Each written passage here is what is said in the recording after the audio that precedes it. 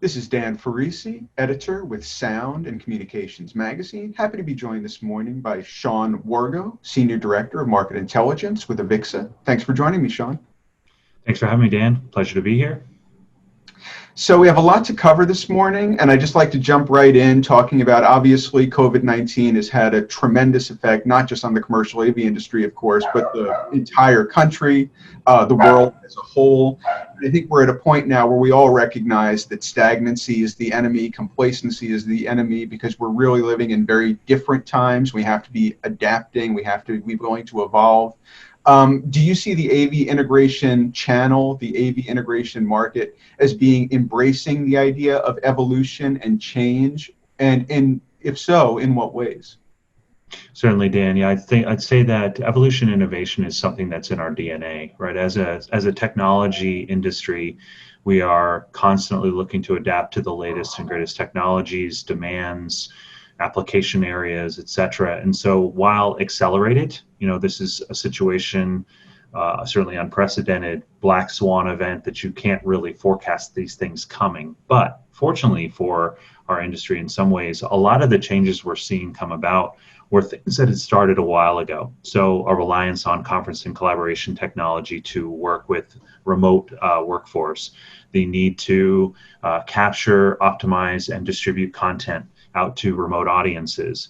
All that's accelerated now, has become part of the very fabric of what we have to offer as a solution. So I think our companies, recognizing that change, seeing that as a place they need to shift more resource to be able to harness and be in front of that demand as it happens, is certainly what they're doing. And that's even in the hardest hit areas. Live events, as an example, we know with all global events essentially shut down, no activity, no B2B, no concerts, nothing. So that industry, that part of the industry in particular, has had to adapt and shift over to virtualization, supporting virtual events, that kind of thing. So 100% agree. What we've seen specifically in survey research, about 62% of our provider members have said they're planning to offer new solutions or go after new vertical markets sometime over the next 6 months to adapt to the changing market landscape. So these are all ways in which we're trying to make sure as companies that we're looking to the new, we're shifting, we're responding to new demand as we go forward. So let's take solutions and vertical markets in turn then. Talking about technology solutions, obviously you could be thinking about digital signage, unified communications, ready-made bundled packages, different kinds of technologies. What do you see in particular, whether they're those or others, as real growth opportunities right now, technologically speaking? And I know obviously AVIXA does voluminous data, really high quality data. What is your research telling us about technology solutions and technologies that might be on the upswing? Sure. I'd say the one that's a bit surprising, since it tends to be a little on the outside of our industry, or at least on the periphery, is what we call security, life safety, and surveillance. And so, at its core, we're talking about cameras and other sorts of devices to be able to monitor traffic, make sure that, keep buildings safe, all those kinds of things. In the new environment in which we have new protocols, health guidelines, safety guidelines for as we go back to work, how you're supposed to be in spaces, social distancing requirements, mask requirements, symptom checking, all that sort of stuff. Our industry has played a role and is in some ways benefiting from that need as we try to equip environments to be able to welcome back audiences, welcome back employees. And some of it's crossover technologies or hybrid technologies that are both, say, digital signage and symptom checking, almost checkpoint Charlie types of capabilities where you're stepping up to a display as you go into an office, you're entering in information or providing information, it's capturing that. It's also providing you information about how you need to move about the space and what you need to take into consideration. So smaller forms of digital signage that we're seeing kind of crop up.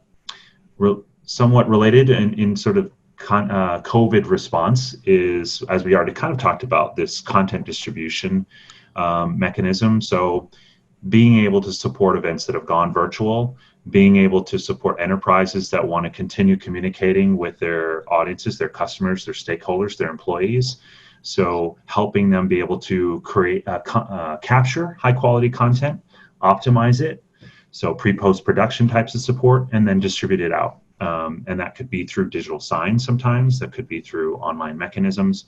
But those are areas in which our industry has had to refocus itself and partake of some of the growth that's happening in there as well. Some areas still remain fairly hard hit and will be a little bit slower to recover, but will recover. And so as we go through 2020 to 2021, for example, we see the return of digital signage.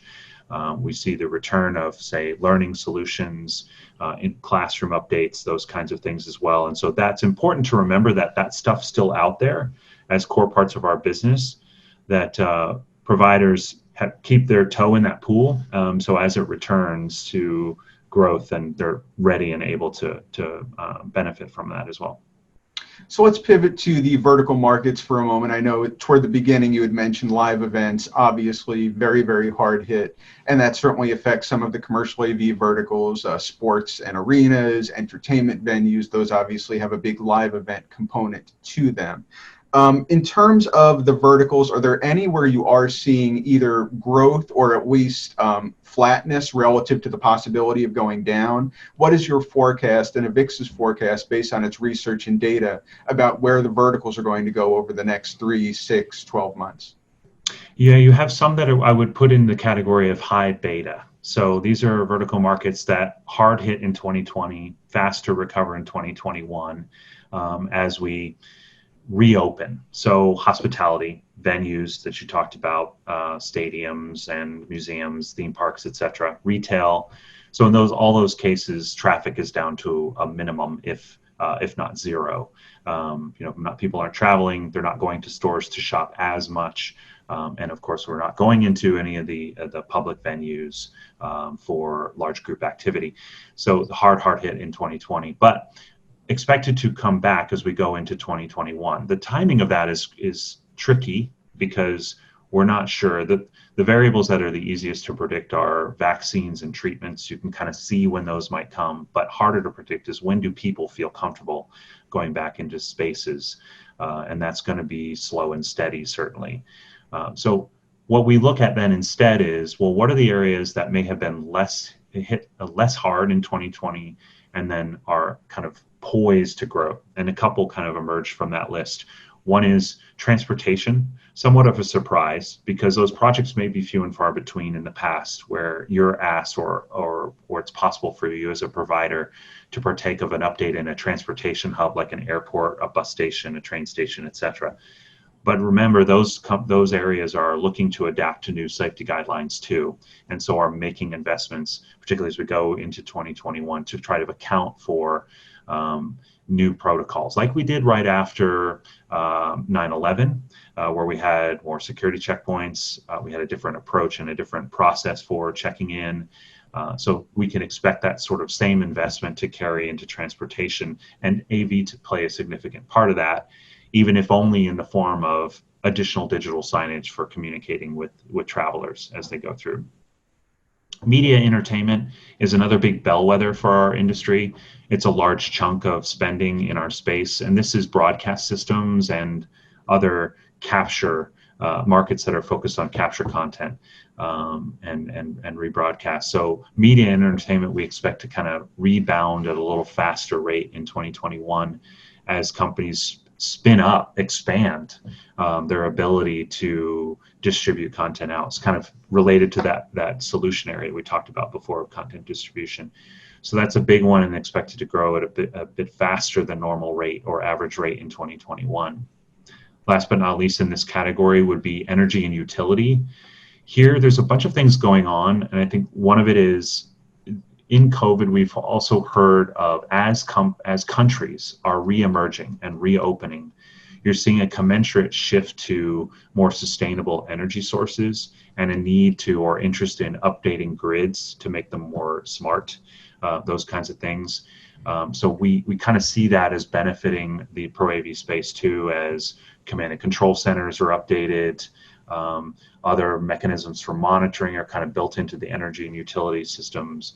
So that's also a high growth area for us as we go into 2021.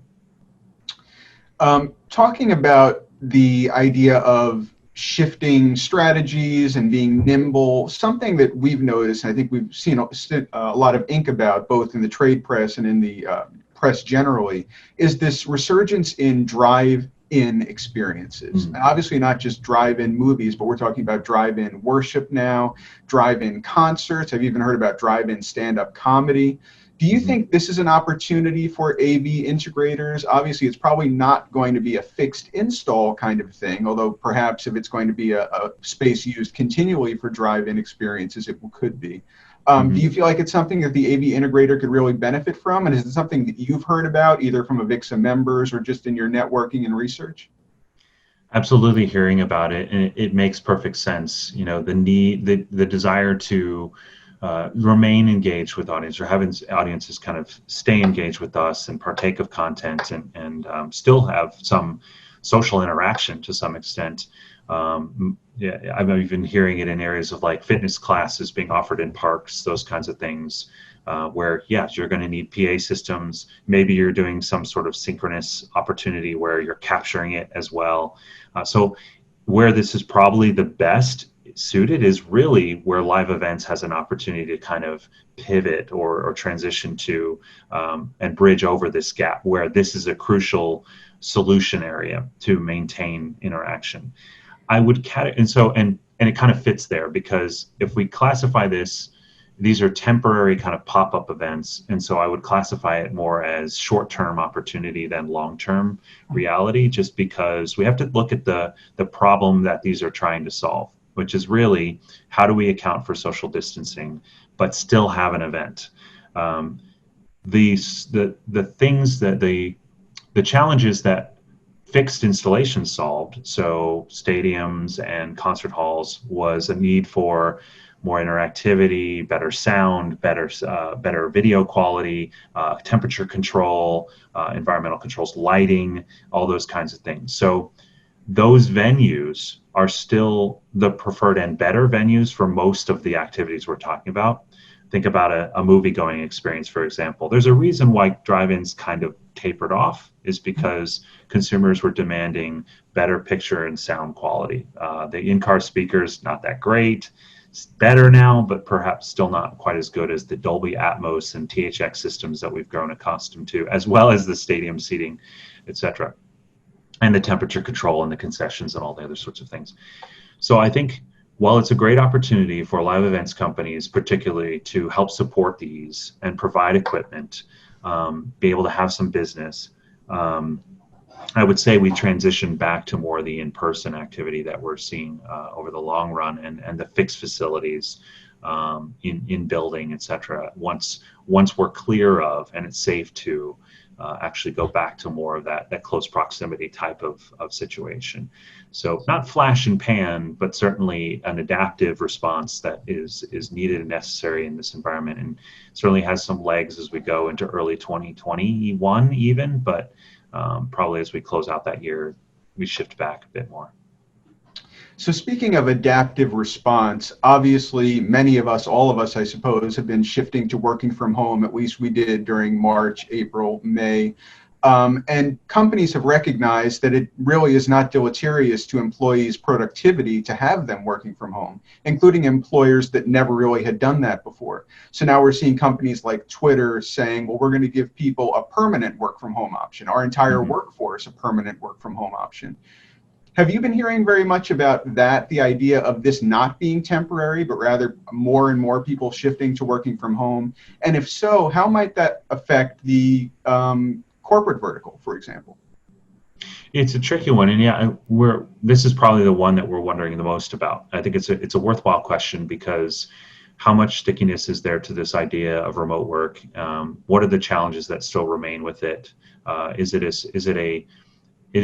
it a feasible, realistic, long-term solution to essentially collaboration, right? I mean, what we're trying to solve for is corporate collaboration.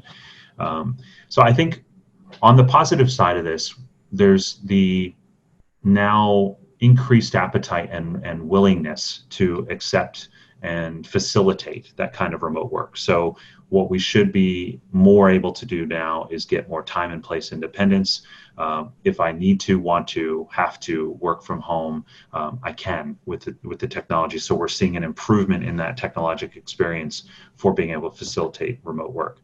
It's also potentially therefore opening up the possibility for companies to consider finding the best people regardless of where they are, and then allowing them to work together. So without a doubt, I think even if it's only a desire and an interest in facilitating the existing workforce to on occasion work from home, that changes the workspace. With the types of office environments we have, how we use shared spaces, how much we have dedicated office versus more shared space, rented space, or what we call it hoteling type space, where I'm coming in, I'm signing up for my space as I get there. But I think we can't ignore that there's still efficiencies and benefits to that in-person kind of office environment. And so certainly some companies are going to go extremes in either direction. They're going to say, no, we need you all in person. And others are going to say, now we actually have a reason to go completely remote. I think the big question for me is how much are companies going to be willing or able to support technology and accommodation rollouts as we work from home. One of the benefits of office space is you can be OSHA compliant, you can be ADA compliant, all those sorts of things. So how are companies now suddenly on the hook to make sure that those office environments are also compliant, and so that you don't have repetitive stress syndrome, you can still collaborate effectively, that you're not disadvantaged somehow from having that home environment, because those with kids will certainly attest that the distractions, et cetera, are very high at home. And so if we have to work from home, what kind of accommodations are we getting to do that? Those are all big questions, and technology will help answer them for sure. So I think if anything, it expands the opportunity set for ProAV to both consider and consult with organizations around how do they redesign their spaces in the office headquarters, as well how do they help the remote employee have the best tools, the most ergonomic situation, multi-display, comfort, all those sorts of things, as we look at a potentially more remote workforce, if only in the short term. So opportunity around all of that, I think either way it shakes out, it's probably still a benefit to the industry, whether it's redesigning spaces and or accommodating for homework. It should still equal some opportunity for us, I think. Something that interests me is the nexus between trends that have emerged from COVID, such as remote work, and trends that have been percolating before that, and whether they amplify each other, whether they counteract each other, whether they just kind of coexist separately from each other. So one thing we've really been hearing a lot about over the last couple of years is a shift from CapEx, capital expenditures, to OpEx, operational expenditures for AV. Do you feel like the COVID trends, the things we've been discussing and things we haven't really touched on yet, are affecting the CapEx to OpEx trend, or are they just basically sitting alongside each other? Is anything being amplified or counteracted? Yeah, in an environment where you are seeing revenue hits to primary businesses, the customers of our space, demand side, CapEx types of funding becomes harder to come by because profits are less existent. Those kinds of things are in a cost-cutting mode. So they're more likely to preserve operational expenditures, even if they're looking to scrutinize some of them. So I think there is in this environment perhaps increased pressure to try to figure out a way to transition to more of an OpEx type of costing structure. That could be AV as a service. I think there's remote monitoring possibilities, remote service, those kinds of things. Companies in our space are being asked more and more for their answer to it. And that can be leasing of equipment, that can be upgrade pathing, all those kinds of things. So I think it's both push and pull. It's pull because companies have perhaps less CapEx funding to be able to offer or make available to projects. And it's push because our industry is also looking for new revenue opportunities and kind of brushing off or taking a harder look at opportunities that may have existed before that we had been talking about. Managed services is a big example of this, where everybody's kind of been talking about that for a long, long time. But now that we've had to still interact with clients remotely, I think it's accelerated as a how do I kind of solve their technology needs, support their workforce, and so being able to monetize that through managed service contracts, I think is taken on renewed interest and importance from both sides. So yeah, I do see this kind of changing the nature of the deal a little bit. It's certainly changing the nature of the sales interaction, more remote kind of prospecting and such. And so it changes also the nature of the actual transaction and the kinds of services that we want to and are able to provide as we go forward. So for sure, it will be interesting to see how much of that plays out. In some cases, it's actually the opposite, where there are CapEx projects for classroom update, as an example. Some of them may have been OpEx, but some is just, we were planning to do this spending on updating our classrooms, and we've had to accelerate that now as a university because we've got to do synchronous learning, and the classrooms are open, and why not get the work done? So you could say that accelerate some CapEx spending. But I still would say the long term on this is that there's more and more interest and need for longitudinal revenue and ongoing service models, and therefore different deal structures that support it and services that support it. So as Senior Director of Market Intelligence, obviously you're up to your waist in data and research studies on a regular basis. So by means of kind of wrapping this up, what would you say the best practices are? And we've touched on a lot of this over the course of the interview. But what would you say the best practices are that you've come across? What are the tastemakers doing in the integration channel and the consultant channel and the AV integration channel overall? What would you say the data and the research says the tastemakers are doing if they're trying to future-proof their businesses? And if integrators or consultants, design engineers are watching this interview right now, what would be their Cliff's Notes tips that you would give them? Yeah, great question, and certainly one where it so depends on company situation. But we started this call with adaptation and looking at innovative ways to structure your company. Certainly, the near term is how do I bridge this revenue gap period by getting financing, whether it's government subsidized loans, being creative with cost structures, having to go through the painful process of furloughing versus laying off while still maintaining a core. I think the key to this situation is very careful and deliberate expansion contraction, to where they're looking at how do I maintain enough workforce to be able to help me go after, skill up, build capacity for some of these opportunities that we knew were always there. AV as a service, managed services, AV over IP, distributed content, facilitate conference and collaboration, all those kinds of things were there and part of the business. But now saying we've got to remain agile enough, we've got to remain staffed enough to be able to kind of go after that. And taking this opportunity to benefit from things like AVIXA's free education offering to build new skills, at the same time getting out there and staying active in communication with their clients to say, hey, I know you're going to be going back to office.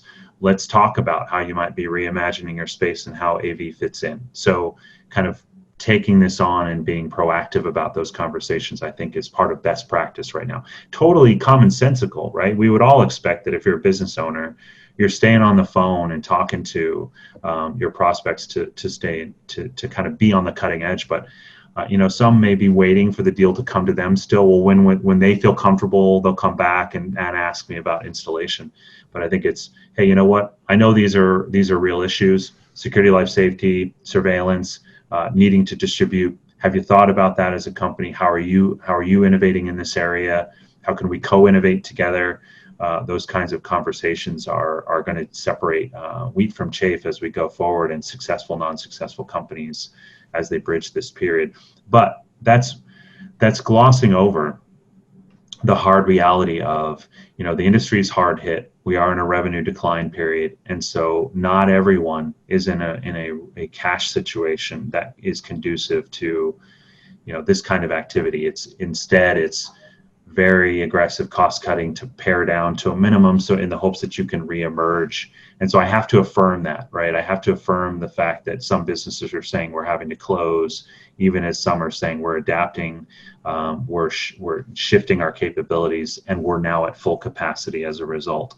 But it's real. And so I think, staying creative, staying innovative, staying proactive, looking at these spaces and how your customer needs are changing is even more important in this environment. So while you may be hit hard, you're able to reemerge more quickly from what is a challenging period for everyone. And I think it really has shown that our industry is able to adapt. Obviously, we've become experienced engineers at this point. We're memory makers, we're storytellers, we're smile generators, and that took some adaptation on our industry's part. And I think it certainly has risen to the occasion thus far. And I think with this new challenge of COVID, it will continue to rise to the occasion. I know AVIXA has put forth forecasts thinking that although obviously 2020 is going to be a challenging year, and that probably will continue into 2021, I believe you're right now anticipating 2022 will mark a new high for the commercial AV industry.